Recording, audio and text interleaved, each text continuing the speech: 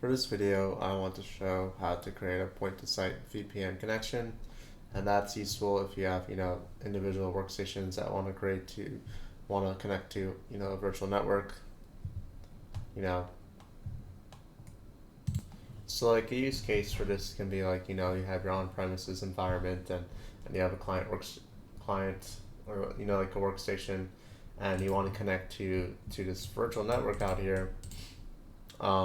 But you don't want to do it through its public IP address.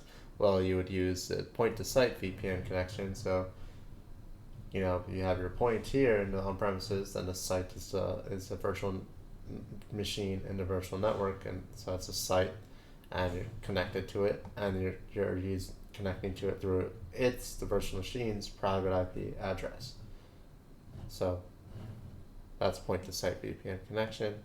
So, the use case would be that you want to create a secure connection.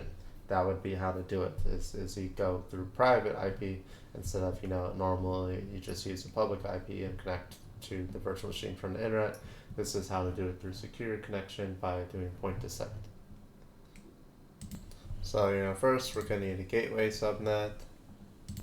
Like its name implies, it's going to act as a gateway between the virtual network we're trying to connect to, the site, and our workstations on premises, our point. The address space of the gateway subnet needs to be /27 or /28, as long as, it's a subset of the address space of the virtual network. Then after we have our gateway subnet, we're going to need to create a new resource called a virtual network gateway. And after we create it, we attach it to our virtual network that we're trying to connect to. So, you can only create the virtual network gateway after you create a gateway subnet. And just so you know, it takes around like 45 minutes to create that virtual network gateway. But when it's deployed and everything, then you just configure a point-to-site connection, and that's everything that you do on the Azure side. Now on the client side over here, our on-premises, our point, and like following the use case, we're trying to be as secure as possible and everything. In order to connect to the point-to-site connection that we set up on the Azure, we're gonna have to use certificates. So you could have your own certificate, or maybe your company has its own private certificate, so then they could generate the root certificate. But let's say you don't have certificate authority, then you could just use Azure to create your own self-signed root certificate. But anyway, however you get your root certificate, after you get it, you want to export it with the public key to the point-to-site connection. So that's like the bridge connecting the on-premises to the Azure site that you created. So you use a root certificate, export it, the public key to the point-to-site connection. And the reason why you send it with the public key is because Azure has to authenticate the client using the certificate.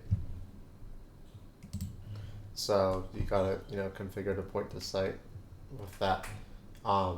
Next is if you want your client to use a point-to-site connection, so you have to have a user certificate with the private key, and the user certificate is generated from the root certificate. So anyway, your user, your client workstation, whatever you want to call it, has its private key. So now from Azure, you download a VPN client in order to connect that workstation to the point-to-site connection, and then that will establish the point-to-site connection. So you do all those steps, gateway subnet, virtual network gateway, configure the point-to-site connection, then root certificate through the certificate authority, so or however you get it, Azure, you create self-signed, whatever. You export the public key to the point to site connection, then the workstation or the client, whatever, and on the on-site, um, it has installed with the it has its user certificate installed with the private key. Then on Azure, you download the VPN client to establish the point to site connection. Okay, so that works. I see you got one point on the site, but what if you have another point? You have another client machine that wants to have a point to site connection. What do? Well, you just use the same user certificate with the private key, and you make sure that it's installed on that second virtual machine, second client machine or workstation, and all you have to do is just download the VPN client from Azure onto that, and then it'll establish a point to site connection from that second point, or third, or fourth, or however many points you want to do. And so, like, a use case scenario that that might come up is you have a lot of remote workers that want to use your company's Azure site, whatever.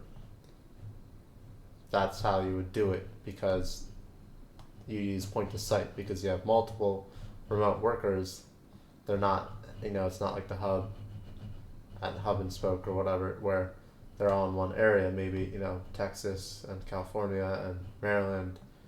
You have remote workers in each one, and your company is all its resources, everything is in Iowa, let's say, in the center. So that's what each one will be different points. So that's why you would use point to site over other types of connections. And I'm gonna end that. This is just an overview, I guess. I didn't actually create it.